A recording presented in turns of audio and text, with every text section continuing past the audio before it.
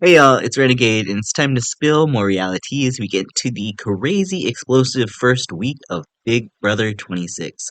Now let's not wait any longer and get into things right away and introduce my co-host as we discuss all of the crazy eyes and edible glitter that is this season at this point. First off, is he the 17th house guest, or is he just a really bad CGI deepfake of an artificial intelligence bot? Who knows? But it's Doug Dimmadab. Doug, how are you feeling today, and what are your overall thoughts here on this first week of Big Brother? I am feeling gutta, and I am feeling great about this first week. It's a lot of drama and a lot of alliances kind of forming and deforming, so it's been very, very entertaining and fun so far. For me, I feel like the highlight of Big Brother is usually the first week because there's just so many possibilities here. Before we get into what we actually got in store here, let's also introduce our other co-caster. He is a podcaster who I'm sure will be nominated for the best performance in a low-budget movie. It's QuackrrJack. Jack, we've watched a lot of Big Brother in our time here now, and how has this season's first week lived up for you? And how are you feeling? Oh my God, I am so excited. We've got Big Brother back where people are being messy. There's some craziness involved. This first week had more drama than like the last two seasons combined. I don't even know if it was possible that we had a better HOH this week to cause the most mess in the house. Ugh, so good. Honestly, one of the, I think, more iconic openings that we're gonna have here. It's very easy, I think, a lot of times for, especially I think in like the early, sorry, like the late teens, for things to kind of be kind of boring, kind of predictable with the first 8 weeks. Not the last few. I feel like. I feel like if you really watched like the live feeds last season, you saw how crazy the vote was and whatnot. The episode I don't think showed it here.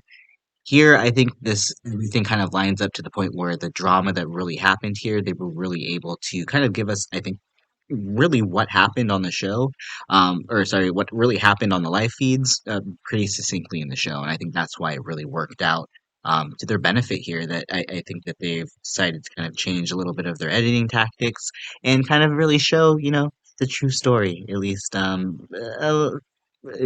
to some degree, I would say, for the most part, about 90% of the truth here. But let's go ahead and we can kind of discuss things as they kind of happened here. We can get into the two-part premiere here, which honestly not too much to talk about, other than we got to meet everybody, and there was the initial twist as they're split into two groups, and they have to decide whether or not to vote Ansley into the house as the 17th house guest, which Doug, I need to ask you about first because in our draft, you literally picked the 17th house guest to join your team. So I need to know your thoughts when this twist turned out to be for naught, and Ansley was actually the twist of the season and not a house guest. Uh, I was very surprised to see that they didn't get the 17th house guest, but I'm also very intrigued to see what they would have done if they voted Ainsley in. If Ainsley would have actually been like a real person in the Big Brother house, or would they just been like, "Oh, psych, jokes on you still"? So I think they that's like, probably would have done that, honestly. They probably would have said jokes on you. I was gonna not actually enter the house, or I was entering the house anyway, but thank you for those who voted for me. Something probably stupid like that, honestly. Um, but as you said that here, it those who turned out who voted for yes for Ansley to enter got a chance at an upgrade at their game, and those who voted no will be up for a downgrade.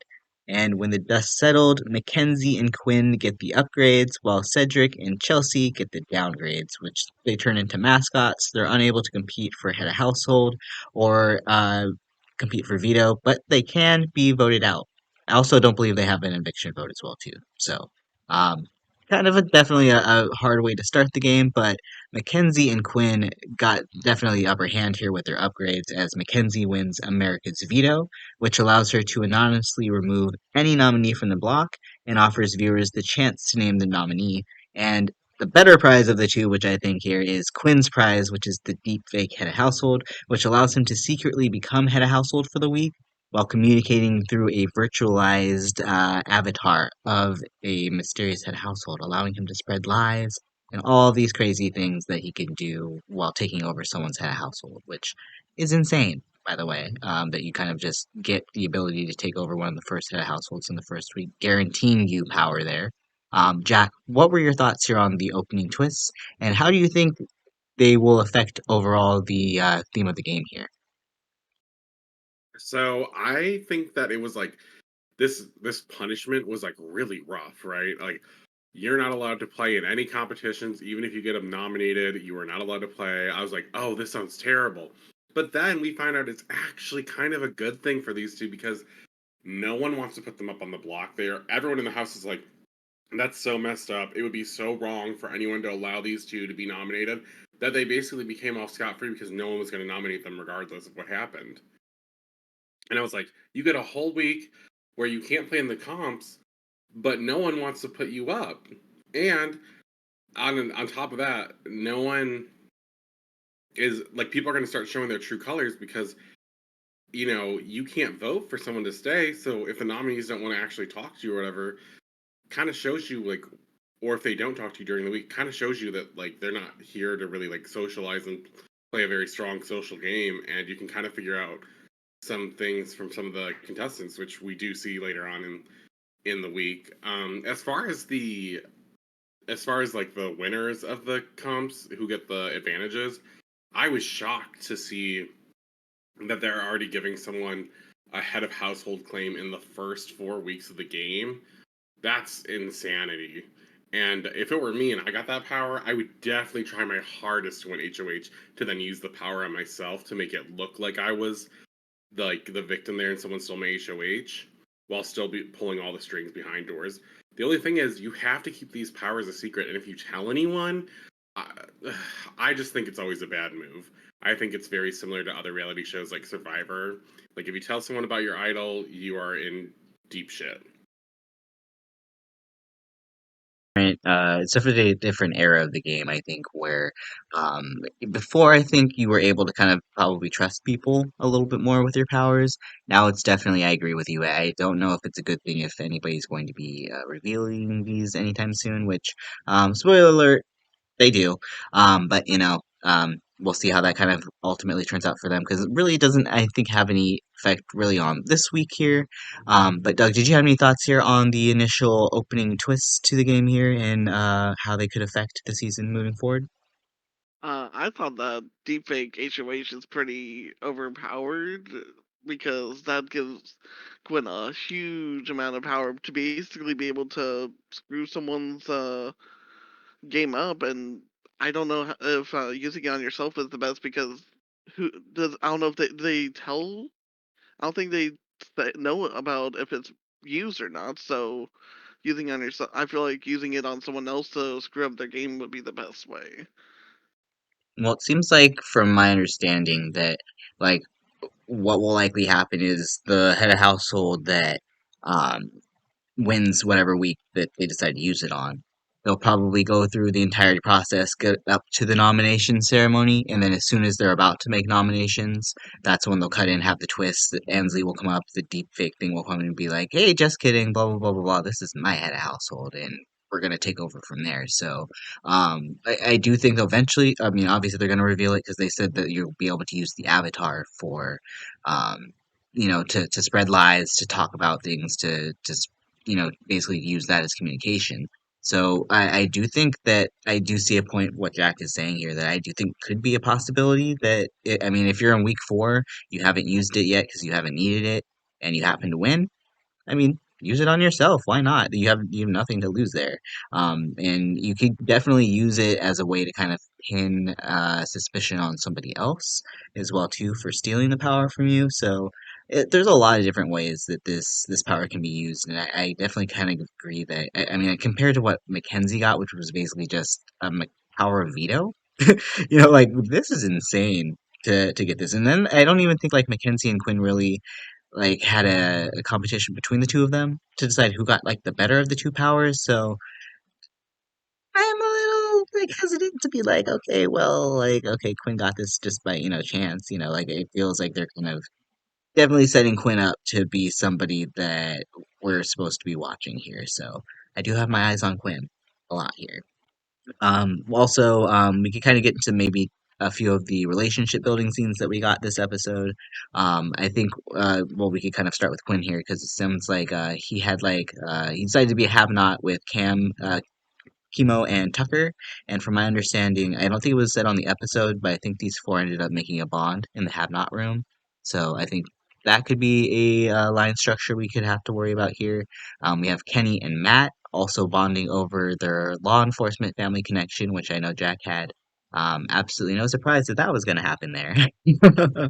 um, Definitely didn't call that one. We also have the Women's Alliance in the Unicorn Room with Mackenzie, Brooklyn, Chelsea, and Rubina. And it seems like initially they wanted to add Angela to the group. It's probably maybe a good thing that they kind of kept her as like a looser person as the week goes on here, you know. But Brooklyn wants the married mothers to succeed this season, which is great because I'm not sure if any of you guys know, Doug or Jack here, but she is a married mother. So but she's hoping the married mothers do well because she is a married mother, and obviously that would affect her well and the married mothers.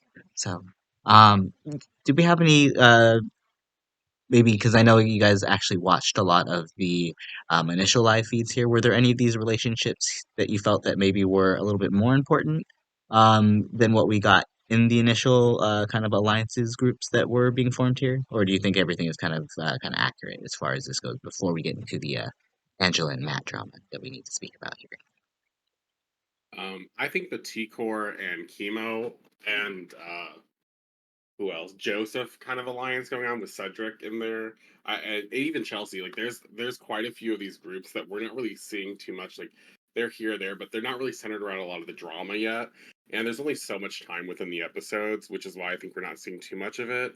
But if you're on the live feeds, you're definitely seeing that there are alliances being created all the time.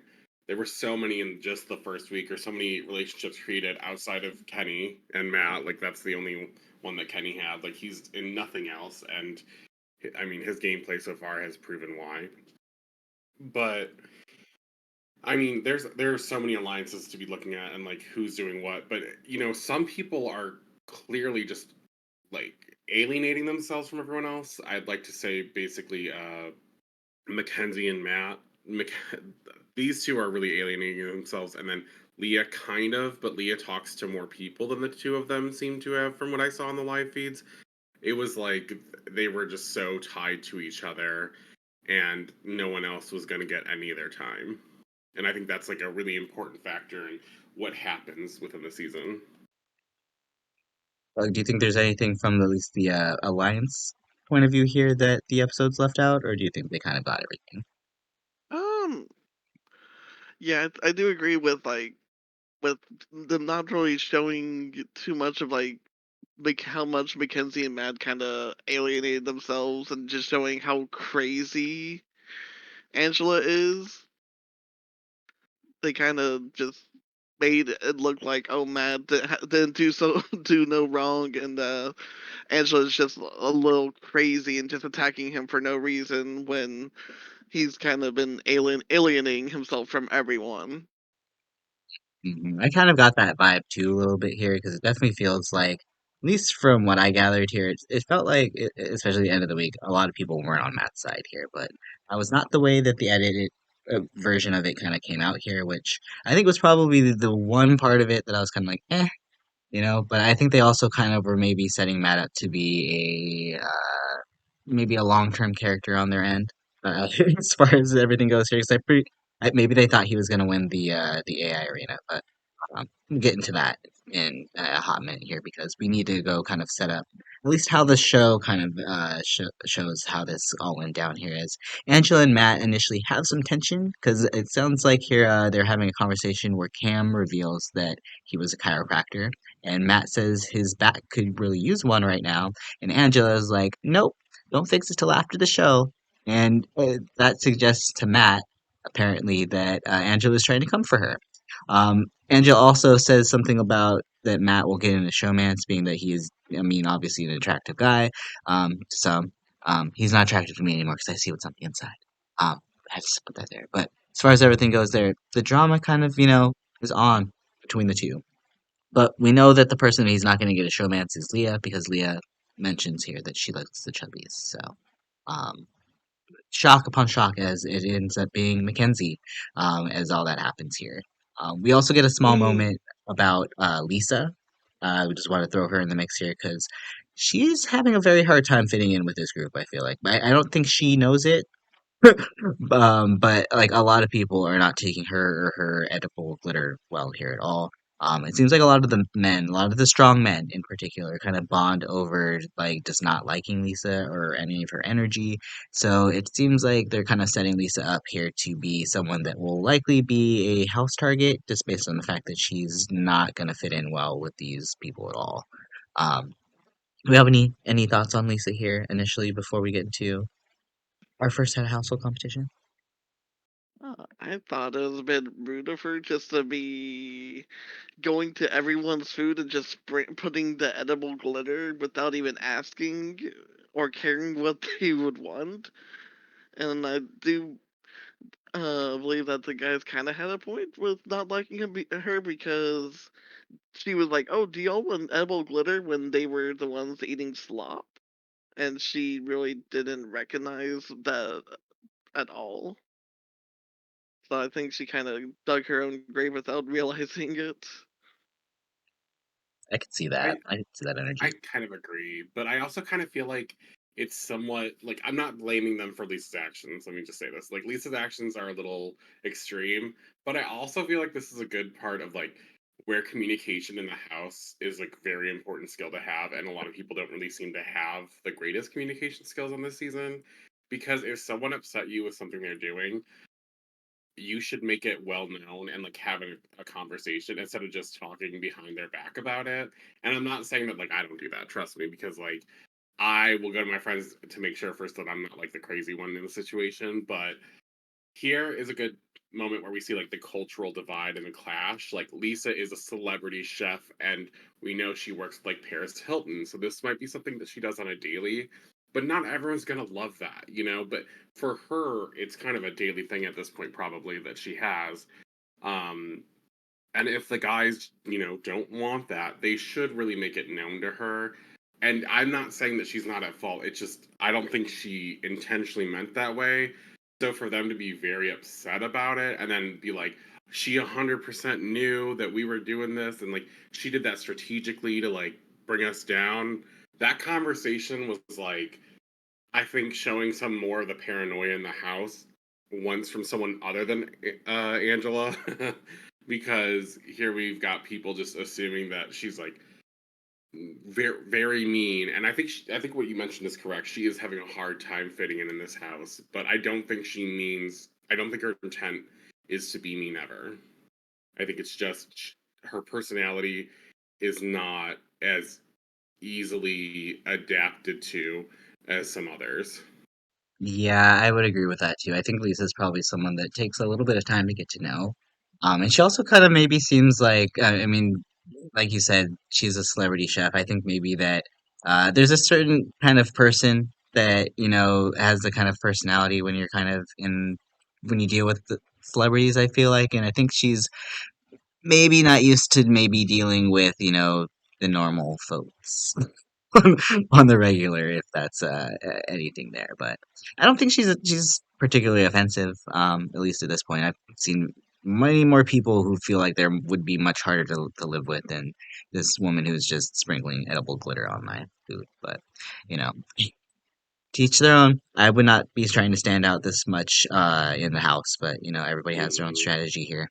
Um, Now, they do, before they get into the head of household competition, reveal this season's twist on nominations, and I kind of actually I don't mind it. I ran a Big Brother game that had a similar twist like this before years ago, so glad that you're finally getting with the times, Big Brother 26. When I did this like Big Brother 7 or 8, but whatever. So how this will work? Well, first off, Ansley will be taking Julie's job apparently since she's introducing all the competitions. But this week they will for the next few weeks there will be three official nominees each week, and on eviction night they will all compete for safety prior to the eviction vote.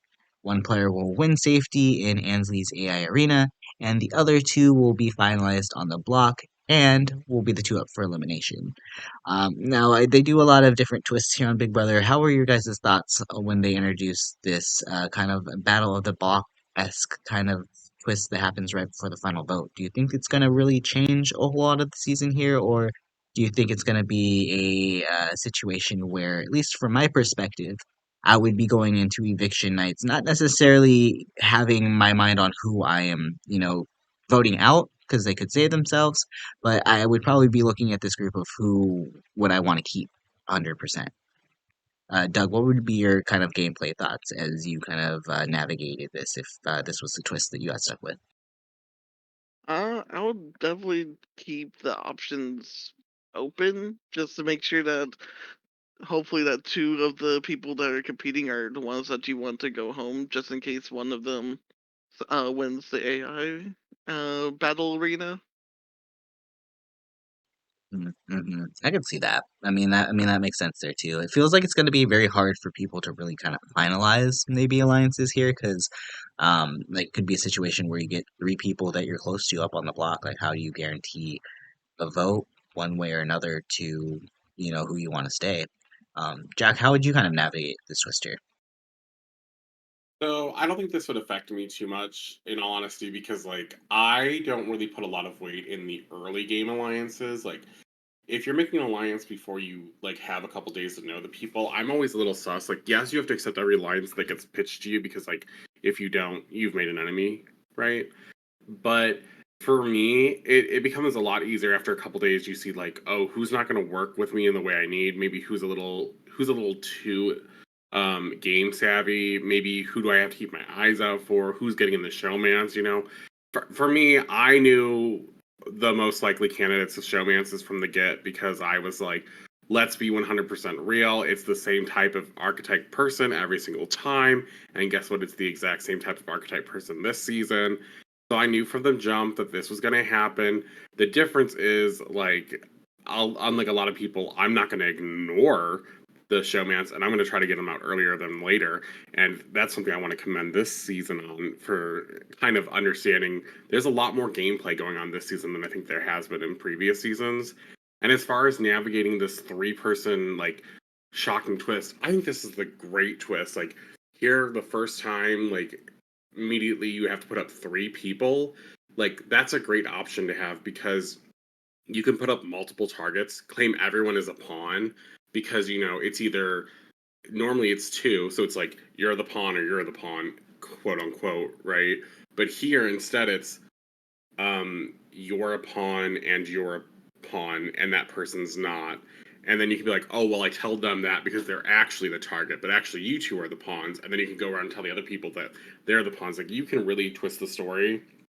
And one thing that I think you can do when you're making these noms is see who the house isn't really feeling to put up a nom. Put up someone that you don't like and just blame it on, like, oh, a lot of people in the house didn't like you because who's got all the time to do all the math and the sleuthing to find out that it was this, and the other of who all said everyone's names because no one wants to admit what they said to the head of household. So this is a really fun twist. I live for it, and I think it's really easy to have like a backup plan per se in this game because I think you always need a backup plan for the veto. You might as well have a backup plan for the vote too. Like, oh, I'd prefer if out of these two people this person goes home, but if they end up winning the the like battle of the block kind of competition, like I got a backup plan because I like that other person on the block way more than I like that second person on the block. So I gotta get rid of my number two instead of getting rid of my number one.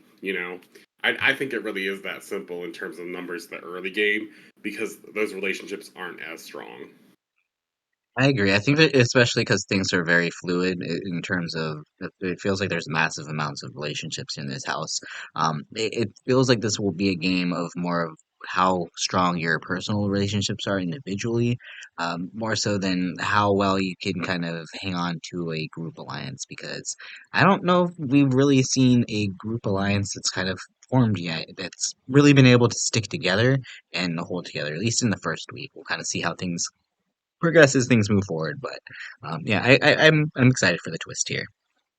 But let's go and get into our first head of household competition here, which was called New Rule. Each round here, they would have to do a new rule that was introduced to them, and it ultimately came down to like a what's it called? The sliding shuffleboard. It was basically a shuffleboard Yeah. competition, and I mean, it was fine. I like the fact that it kind of forced them, at least in the beginning, to have to pick teams where, fortunately, two people were kind of left off from the jump, which eliminated Tucker and Mackenzie. Then in the second one, the winning team had to eliminate any team of their choosing. And at that point, I think this is probably when Kenny and Matt got some bad will on their end because they, along with Quinn, decided to eliminate Brooklyn, Chemo, and Rubina, who had the second highest score. So obviously, I think that kind of put a little bit of a target on them, knowing that they were playing, kind of strong. They should have maybe gone the All Stars route and just eliminated the weakest team. But teach their own. In the third round, they had to compete against their teammates, and at that point, Kenny beat Quinn and Matt, Leah beats Lisa and Cam, and Angela beats Joseph and Tikor, which was surprising to me that Angela was hitting here in this final round here. And then in the final round here, guess who takes it home? Angela, first head household of the season. I don't think that we were prepared for what we got here when Angela took over here. But what were y'all's thoughts here when we learned that Angela is going to be our first head of household? The woman that none of us picked on the draft, by the way, here. Doug, who, by the way, you had a choice between Quinn and Angela. You chose Quinn, which was a good move.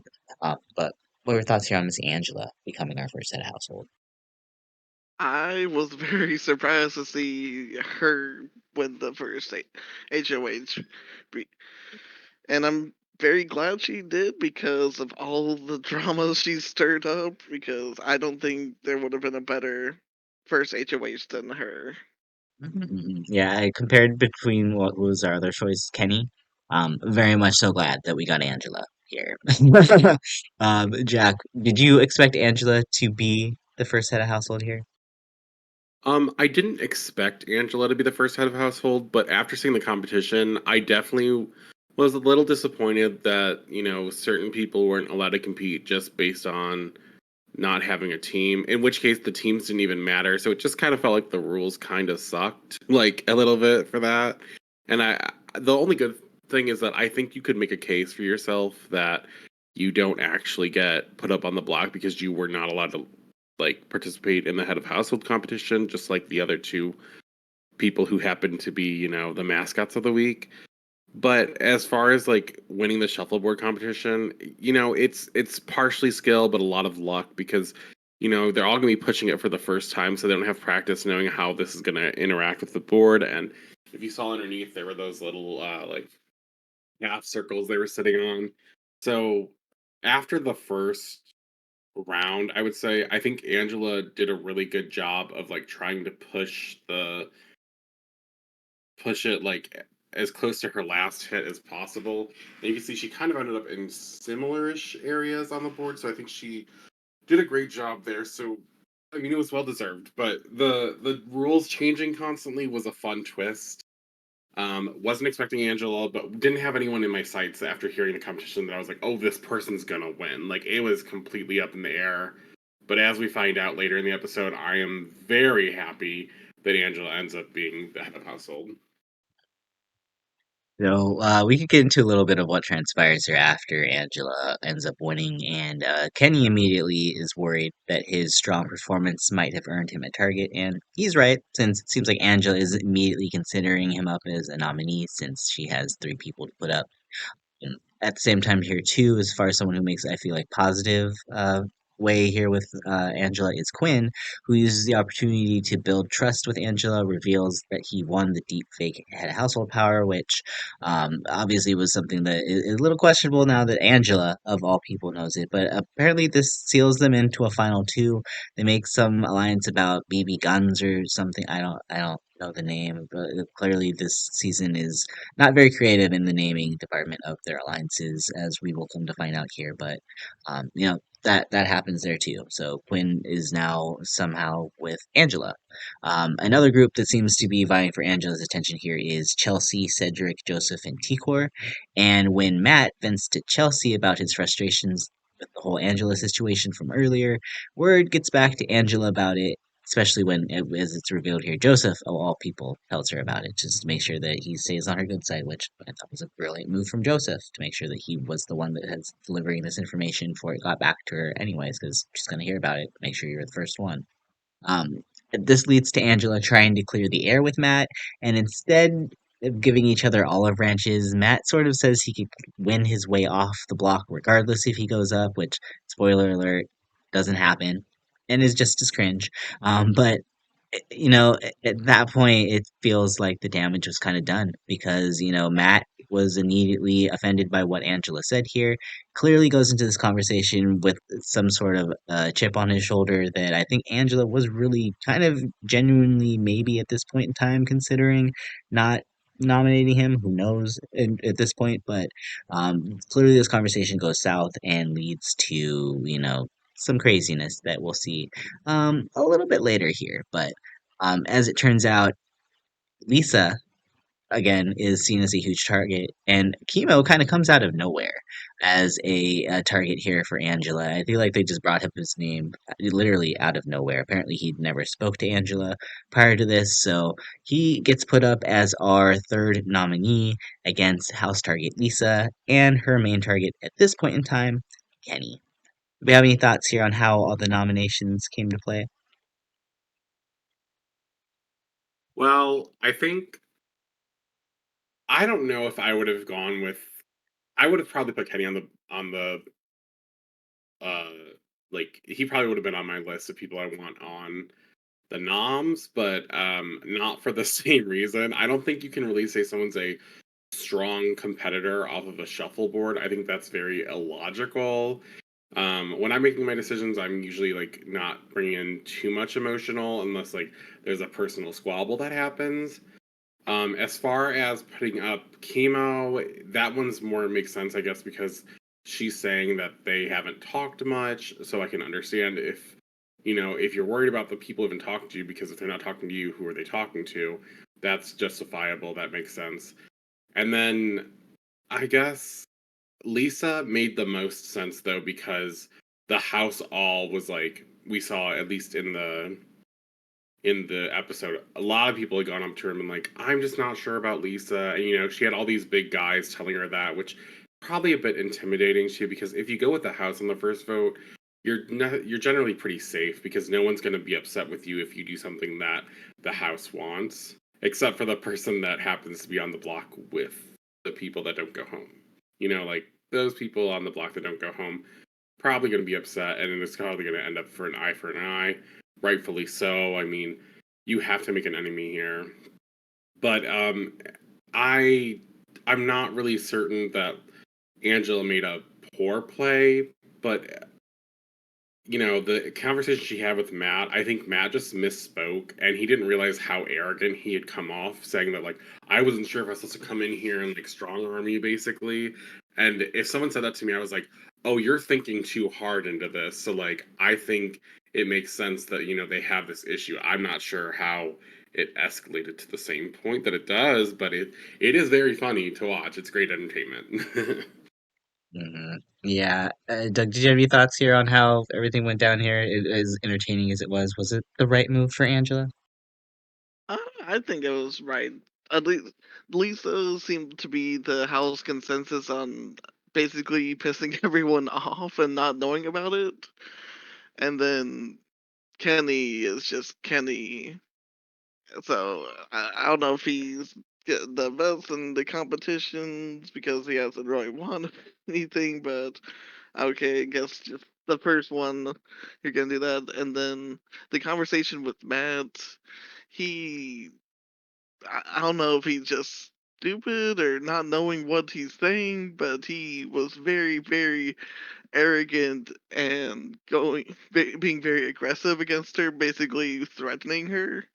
I don't know how he didn't see that as being oblivious or just too much of an ego. Going, I can't be that aggressive. And then the chemo makes sense because I guess you don't know if you don't know who um if you haven't talked to the person then you may not know where they lie, so it may just be better to just go and have them be put up, since you would rather be the devil you know versus the devil you don't know. Yeah, I mean, I think she made fine nominees here. Again, was not happy about Chemo, obviously, 'cause he's on my team, but I did feel the least worried for him out of this group here. So I thought the Kenny Lisa nominations were perfectly fine here. But at this point, after nominations, is where everything goes south here. Because you know what? Matt doesn't hug Angela. Oh my God. And this literally sets Angela off into what I think is probably maybe I think she already has these paranoid tendencies, but wow, does Clearly. she just kind of start spiraling here? Now, to touch on something else here. We are shown again that Matt McKenzie or MJ, what do you want to call her?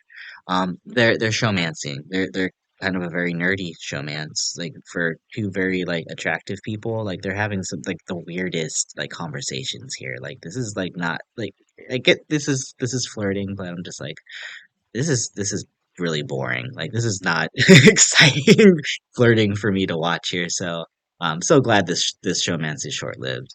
Um, it, Leah decides to join them as a trio, and Mackenzie reveals her special power to them, which I mean, okay, sure. Sets up the side plot here where maybe Mackenzie is going to use her veto on maybe Matt later. Spoiler alert, she doesn't, which great move. Wouldn't do it either. At this point here, too, I believe the collective is officially born, possibly, even though, from my understanding, I don't believe all the members were even aware that they're in the collective or however this went down. But it's a group of Cam, Cedric, Chelsea, Joseph, Chemo, and T-Core, and they also have Angela as well, too. Now, Cam also has mentioned here that he has a side alliance with Matt and Tucker, so he feels safe. I'm not sure where that whole side alliance went because you never hear about that one ever again. But Angela, again, at this point, she's not feeling safe. She doesn't believe in this alliance. She lets this paranoia get to her, and she feels like everyone has just formed the side alliance just to take her out and make her feel comfortable. So she literally sits there all night spiraling and talking to herself. And it turns out, from what she was doing here, she was actually preparing this speech that we get to the next morning because, oh my God, Angela, you deserve a daytime. Oh, it's do they give Emmys for nighttime television? They do, right? Yeah, the Emmys. Yeah, she deserves a best dramatic performance in any TV show of the year. Because oh my God, Angela, she went on her 10-minute tirade to crucify Crazy Eyes Matt, and oh my God, eh, I cannot. She, I love the fact here too, just to start us off here in this discussion about this whole situation. The fact she came down clapping, and then people like Quinn and Tucker, like they start joining in the clapping too, thinking that it's oh we're just having more fun here. Then it leads into this. Oh my God! Like everything about the way that they edited it was perfect. I thought they included best as they could as far as most of the great parts here, and of course we have the line I think that will live with us forever that your words are shit and stick 'em back up your ass. Angela, the poetry. I cannot with this woman. Jack, Doug, let us know what were your thoughts here as this magic just unfolded on our TV sets. I thought that when Angela was like coming down at 8 a.m., she woke up and basically chose violence against Matt. And I think that it's kind of funny that the collective alliance kind of reminds me of the Six from the past season of Survivor, where you had three people talking about alliance, but not looping the other people who were in the alliance were not there, and it being all crazy and just you don't know who's in and who's out, and that kind of feels like how it went with Angela being in it, and then her tirade against Matt is probably one of the best performances of the year, hands down. Not even an Emmy. She needs an Oscar for that performance. Jack? I was so confused because most of the hate is directed towards Matt, which is like I guess okay. She's like basically revealed that like Nat, you are definitely like my target now for sure. And I'm like, okay, great. And then but she goes on to be like, and all of you that came into my room last night, you were actors, you're fakers, you're phonies. I was like, okay, so one thing you never want to do in the house, which I don't know how you get to this paranoid state, is talk shit to everyone in an open forum kind of matter where you're just like, I hate all of you. You don't do that unless you're already guaranteed to go home, right? You just don't do it. Especially as the head of household who is also making a decision to who's going up on the block. You just don't do these things. Like, you just don't. And I think it's so funny that Angela continues to go on this tirade talking shit about this grouping of people instead of hashing it out like a normal person should, like, just, hey Quinn, why don't you invite some of the people up to my HOH room and we can talk about it, and like maybe we'll talk in a couple different groups so it doesn't get too obvious, right? And it can just be like, oh, a couple people are just coming to talk to me about like HOH, and if the veto gets used, who am I putting up? And you can always like, filter out people slowly but surely. I mean, like it would have been a really easy thing to just get by a couple people and make this happen, especially so early in the game. But this was definitely like showing us kind of more of an older Big Brother kind of thing where people were being just true to themselves and not caring what people thought. It was crazy. She opened up her eyes, calling him crazy eyes. She's like doing the most possibilities. And Matt is over here thinking he's a victim. And I'm like, I don't think Matt's a victim here. I mean, maybe to Angela's assault right now, but if anyone was the victim, I was like, God damn, MJ caught a stray in here because she's like, and MJ, you can do better than that. Like, fuck that bitch. And I was like, what? I was like, and like Angela was coming for throat. She said, chop, chop, chop, bitch. The neck was going down. I was shook. I was excited though because this is the type of stuff that like Big Brother fans dream of. We want to see people actually having these side conversations. We want to see people playing the game. Like people say that they'll come there, they'll do it, but as we see some people, Jenny, don't actually care about playing the game, but for some reason decide to steal spots from people on this show. So it's very nice to see like people actually care enough to play the game to want to be there, but this is not the way to do it in a successful manner. So at least it's nice enough to see that like there's a bunch of drama going on from these same people who doesn't seem like they fully know how to play the game. Um, Angela makes herself a huge target for the rest of the house. Like she's like, I don't care what it happens, I'm gonna get through this week and for sure get rid of Matt. And like, if I have to be a martyr, then so be it. And I think everyone's confused because they're like, what are you having to do though? Like, who's gonna stop you? Like, Matt's connections in the house are not that strong. And if Angela just like thought for a second instead of like going crazy, maybe she could have made a really good run for herself early on. This is going to go down in history as one of the greatest Big Brother like paranoia moments. I don't think I've ever seen a contestant get so paranoid so fast and do something so off the handle. It's it's great. It's great television. If you didn't enjoy it, I don't know what's wrong with you. Honestly, the best way to start off the season. Like I was kind of after the finale, or sorry, not the finale, after the premiere here, because I mean, obviously that premiere was not great. It was Oh, not great at all. bad, bad, bad, But bad.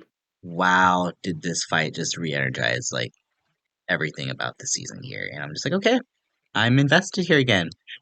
So, um, I mean, though to be honest, though, I feel like the rest of the at least the episode, at least the rest of the week for me as of this point was like, okay, Matt's doomed. Like there's no way that he's possibly getting out of this. So it just felt like it was a very slow decline here, to what was the right eventual eviction here.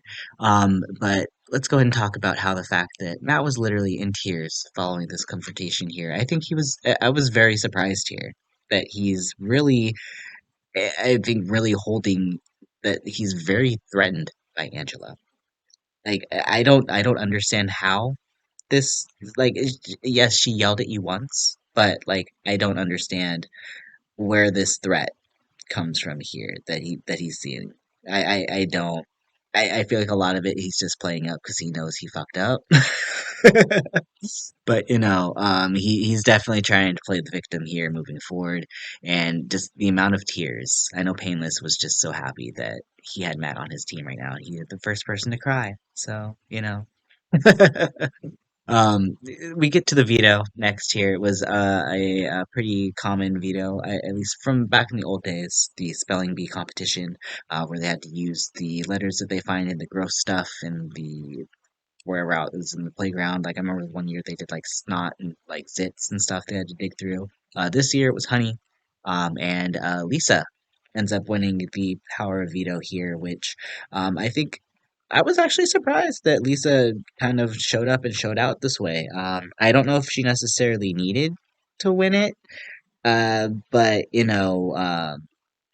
kudos to her. Did anybody have any thoughts here on Miss Lisa's power of veto win? Yeah, two things. I think regardless, if you are ever on the block, you need it because pawns go home. I know that it's a very likely that this a lot of the people do seem like they've come to play, but being this early in the game and hearing from the person that you're on the block because a lot of people haven't been vibing with you, for me that's an automatic I need the veto no matter what. Like I need to get off the block. And I think it was pretty certain that if you got the veto, you either had to use it because Angela wanted you to, or you were going to use it on yourself. Even though some people said they'd keep the noms the same, I think it ended up being a great moment because we see a backdoor possibility now opening. You know, someone's going on the block and could possibly go home because of this moment.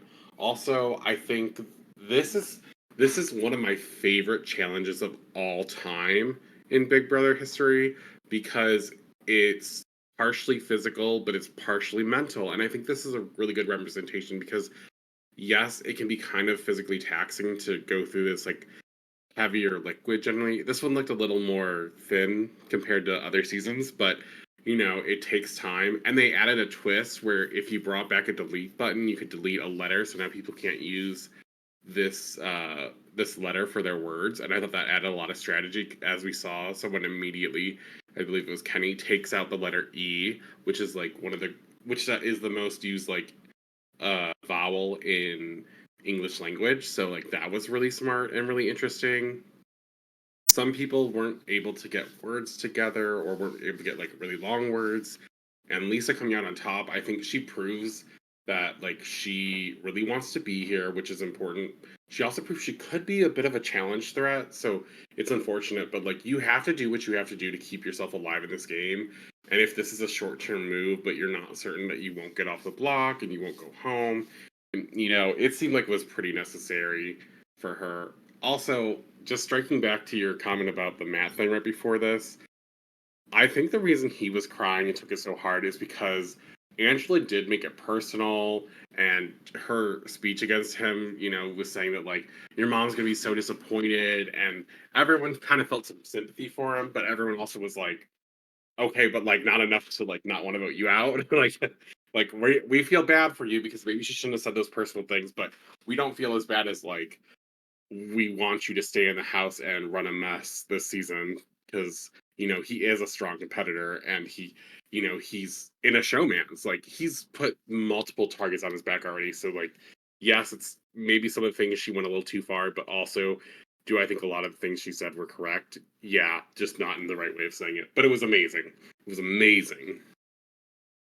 Yeah, and to talk about the mad things, like, I don't get why he was so surprised about, like, oh, how dare you put a target on now Mackenzie's back for the showmans when he's literally every single person in the house knew about their having a showmans and being acting so surprised and hurtful that it would be so stereotyped when he's actively in a showmans. I thought that was kind of dumb.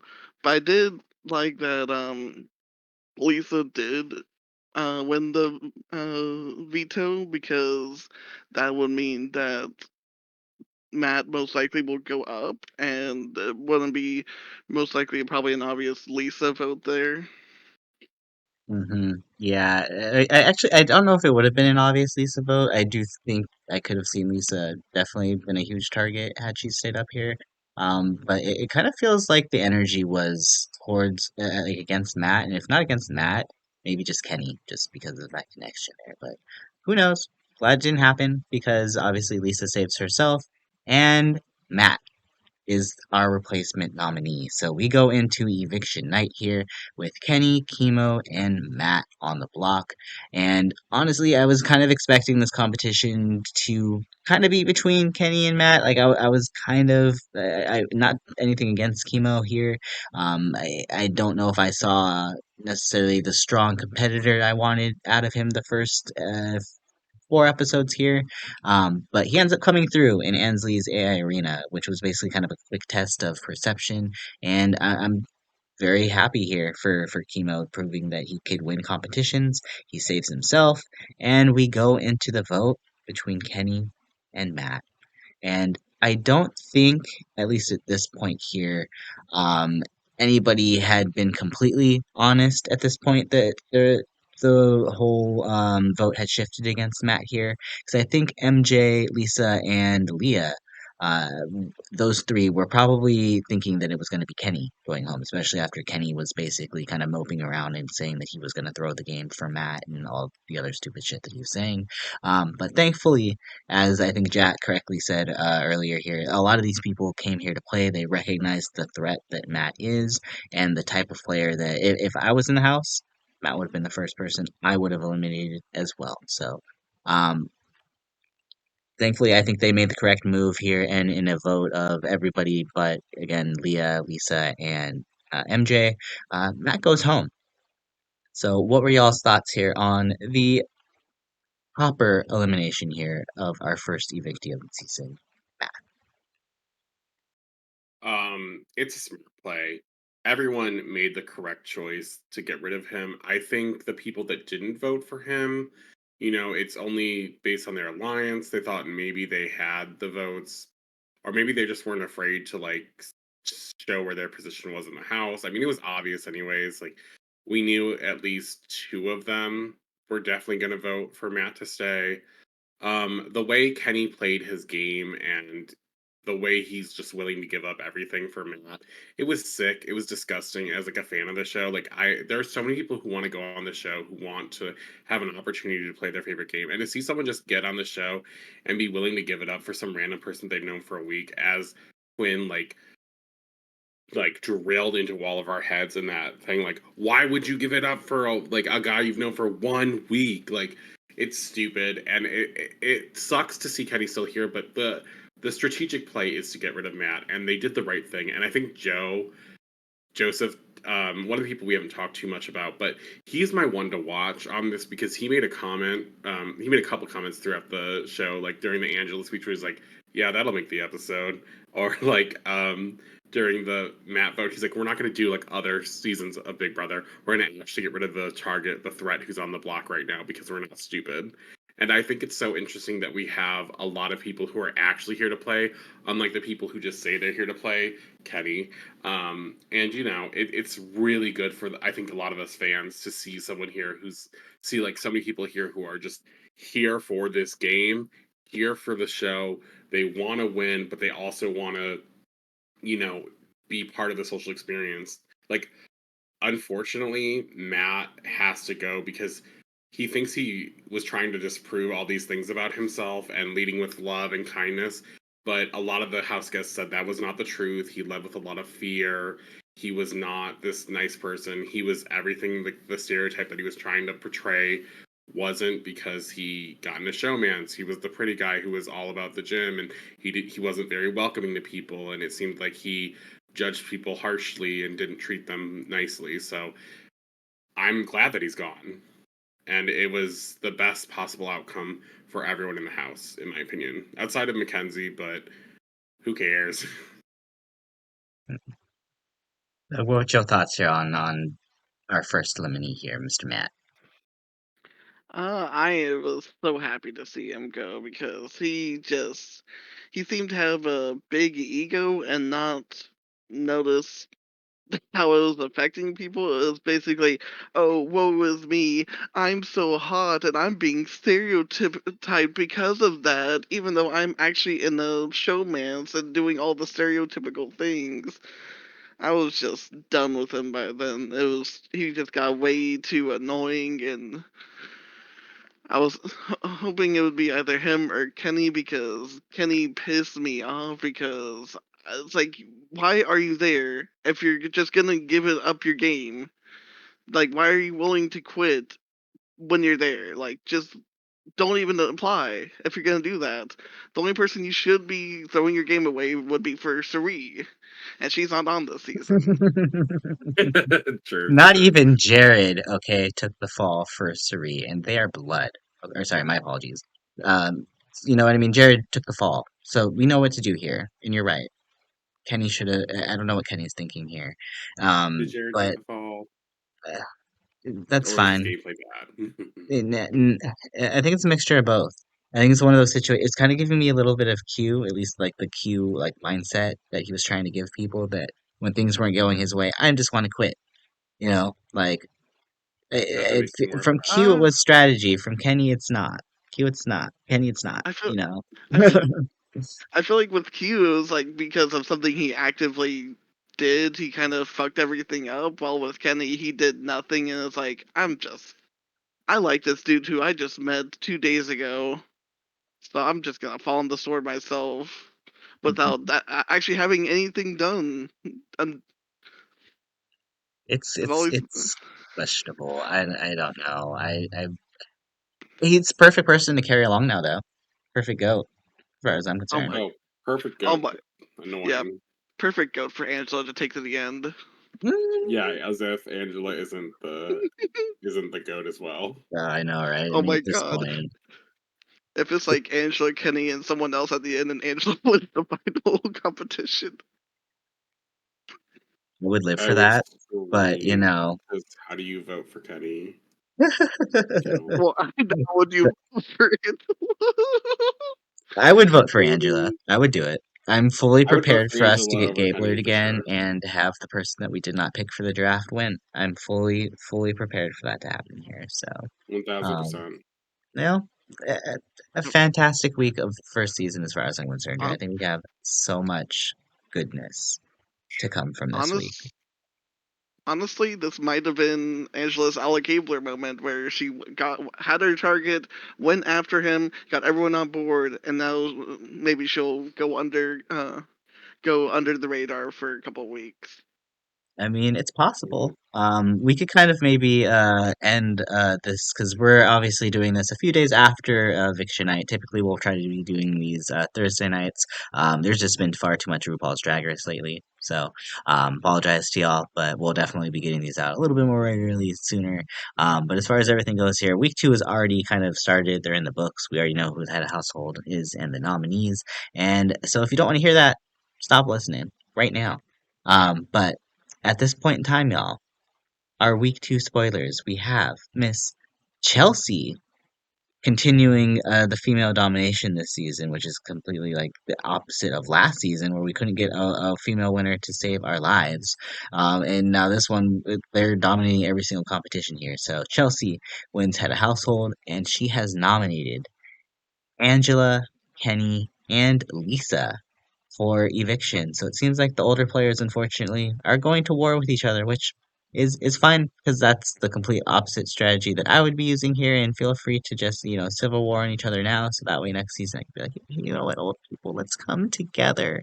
We need an older winner because clearly that's literally the battle of the ages, literally, because they are like the most confrontational people in the house are the older cast, which is surprising here. um y'all have any thoughts here on what we could possibly be seeing in week two? Doug, I want to give you your final thoughts here first here. Uh, I think that we could see, hopefully, Angela win another challenge, and really hope that we see Kenny go because I have gone way too tired of his bullshit. And if him keep on going, I don't want to compete because I don't want to take away the opportunity of this person. I just want him to go home. I don't care that he's my draft pick. He needs to go home ASAP. Rooting against your own draft. That just mean, yeah, that's got to be unfortunate there. So glad. I think my draft team is okay so far. As I think it's inoffensive here, so I'm okay here. I'm fine. I'm sitting here with my chemo, my Joseph, and um, I guess Tucker's okay too. Um, Jack, do you have any thoughts here as we enter week 2 of Big Brother 26? I love the representation so far. We have multiple female winners of competitions. We have a gay man winning a competition early on in the season. It's really nice that we're not just seeing like physical comp after physical comp right now. It's a really great moment where we're seeing people who are really coming to play. Like there is a lot of people who are playing this game and playing it well, and like really focusing on these social connections, like they said they would.